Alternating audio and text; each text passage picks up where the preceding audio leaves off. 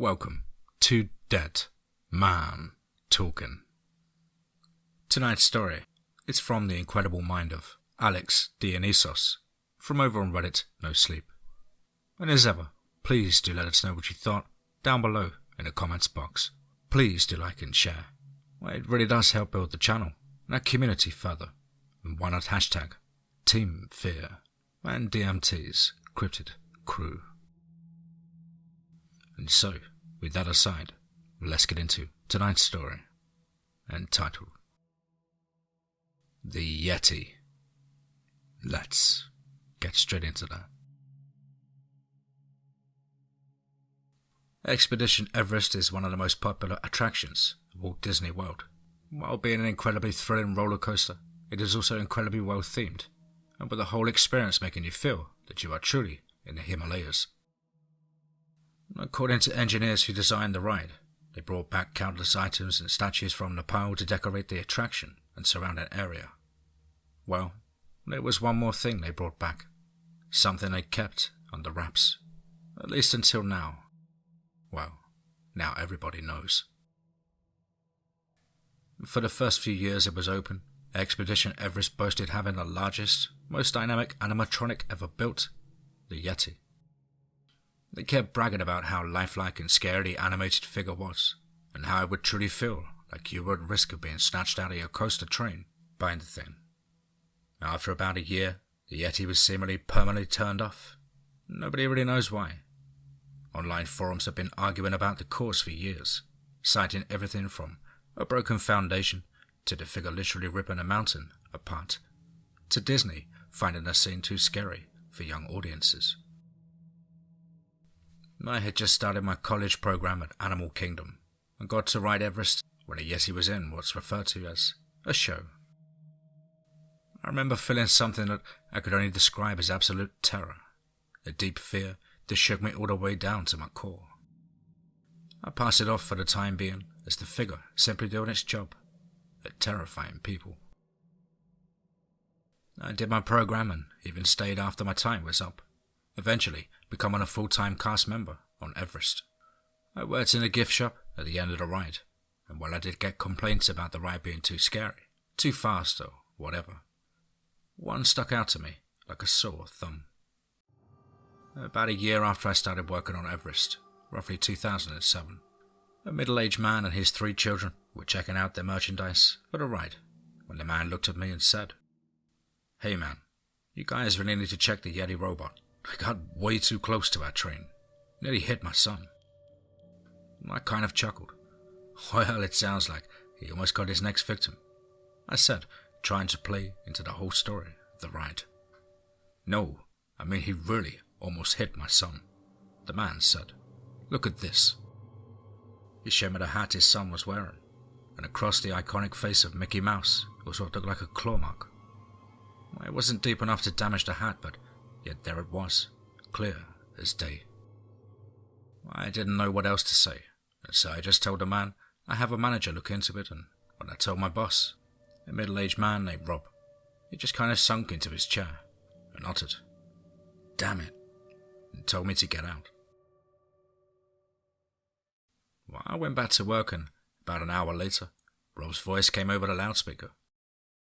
"Attention all guests. Due to technical difficulties, Expedition Everest will be closing early today.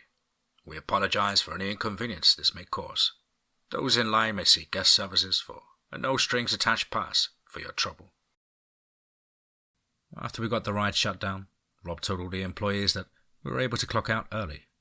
I found this a tad odd, but didn't complain since it meant an entire afternoon off. The next day, I got more complaints about the Yeti, only that it wasn't moving this time. I told the guests that there was probably just a computer issue with the robot, and that seemed to satisfy most people. Well, the weeks went on, and yet the Yeti continued to be seemingly broken, until one day in July, I had a woman who came running into the gift shop screaming her head off. And not, "Woohoo, I just got off a fun coaster," screaming, but, "My whole family was just killed in front of me," screaming. A co-worker and I were able to get her into the office, and after giving her some water, she was able to stammer out, It took her." "Who, ma'am?" I asked, anxiety rising. Even though kids getting lost was a common occurrence, it was still one we prayed to avoid. "The monkey thing," she screamed. "On the ride. It took my daughter." My co-worker raised an eyebrow. "Ma'am, that's impossible. Yeti cannot physically reach guests. And besides, it's turned off at the moment." "It did," she wailed. "Right when we were going through the cavern. It reached down and grabbed my daughter right out of the train. I saw it. Please, you have to do something." Well, eventually park security showed up and escorted the woman away. While my co-worker went to get Rob, I was able to gain access to the security footage of the train the woman was on. And what I saw made my heart sink. I watched as the woman's train looped around the final turn of the ride and rolled into the cave the Yeti is in. The woman was having a great time, and in the seat behind her was a younger woman I could only guess was her daughter. I didn't have the footage of the train going past the Yeti, but when her train emerged, the woman was screaming in terror, and the seat behind her was empty. Overhead, I could hear Rob on the intercom, once again informing guests Expedition Everest was closed. Well, about 10 minutes later, the ride was closed and I was in Rob's office, showing him the footage of the woman's train, and he was more pale than I'd ever seen him. I can't believe it," he stammered. "It didn't work. I was told it had worked." "What didn't work?" I asked. "What's going on with this ride? Where's that woman's daughter?" And Rob just sighed, putting his head into his hands. "Come back here at exactly 9. You'll see." For the rest of the day, I could barely focus on anything that was going on. We had to be sent home early again, but I just wandered Animal Kingdom after changing out of my CM uniform. And the closer 9 grew, the more terrified I became. What would happen after I went to Rob? Was I going to be fired? Arrested? Find out what happened to that woman's daughter? At exactly 9 p.m, as the park was emptying for the night, I knocked on Rob's office door and found him on the other side of the door, wearing what looked like robes that had been on display in the right queue. What the hell? I started to ask, but was cut off by Rob, holding up a hand. "Follow me," was all he said. We walked down the street of the fake village, Rob muttering to himself. "I knew this was a bad idea. Why, Joe? Why did you have to do this?" After a few moments in silence, he turned to me. "I'm sorry to do this to you, Sean." "What the hell are you talking about?" I asked, sweat starting to form. "The reason I'm bringing you along is, well, in case things go sour," he said solemnly. "We tried feeding it little animals, meerkats, birds, squirrels, that sort of thing. Things the park guests would have noticed going missing." "Rob, you're not making any sense." "We knew it was gaining its strength, but we figured it would work. Then the boys had the woman's daughter. It was never supposed to come to this." Rob turned his head towards me as we entered the official ride building. "I assume you know what I'm referring to." I shook my head, so Rob continued. "The Yeti, of course." Well, let's have a short laugh at this. The animatronic. Come on, Rob. Tell me what's going on. "That's what I need to tell you, Sean. It's not a robot." I just stared at Rob, uncomprehending. Then it slowly started coming together. The thing in the ride was a real creature, and it ate that woman's daughter? And Rob nodded grimly. "Joe was adamant we bring it back for the ride. Where else can guests come face to face with a real Yeti and not realize it than Disney World?" he kept saying. We walked up the coaster track and into the cave with the Yeti, and I could feel my blood turning to ice. If what Rob was saying was true, there was a real monster waiting for me right around that corner. And then Rob put a finger to his lips and pulled out a large metal device on a chain and began swinging it back and forth, the chime echoing in the empty tunnel. And to my surprise, a similar chime rang through the cavern, although much lower. And Rob nodded, and we began walking down the track, turning the corner to face the Yeti. And now that we were so close, I could see its fur bristling as it stood, glaring down at us with an expression I could only describe as hunger fueled by hatred. One massive hand swung in the air, grabbing for us wildly. I was so distracted by the Yeti, I almost missed the small, thin man standing on the track below the beast. He was entirely bald and wearing a set of robes that matched Rob's. And Rob made a "stay here" gesture and walked to join the bald man. And both of them swung their chains and the Yeti let out a blood-curdling bellow at the sound of the metal. I cowered and covered my ears, but the two men didn't seem to be affected by it. The little man began chanting in some language I didn't understand as Rob began to speak, looking directly up at the Yeti. I couldn't hear exactly what was said since my ears were still ringing from the creature's bellow, but I was able to make out a few phrases. "Leave us no choice," and "protect our parks."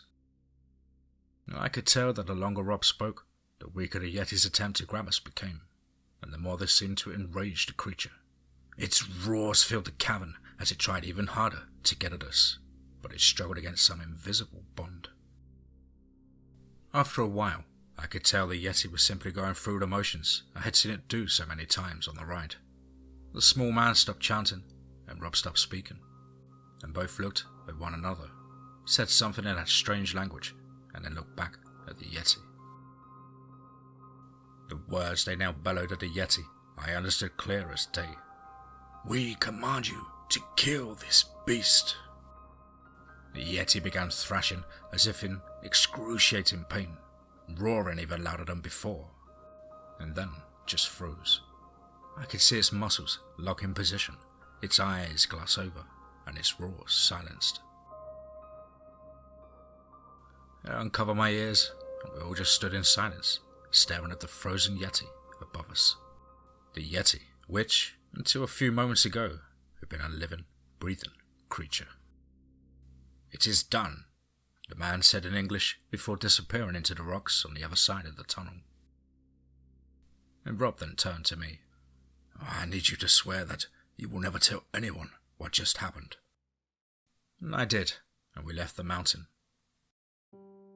I put in a transfer from Everest the next day and moved to the MGM studios. And to this day the Yeti is still there, frozen in place. The Disney community even called it the Disco Yeti. If only they knew why it had that nickname. If only they knew.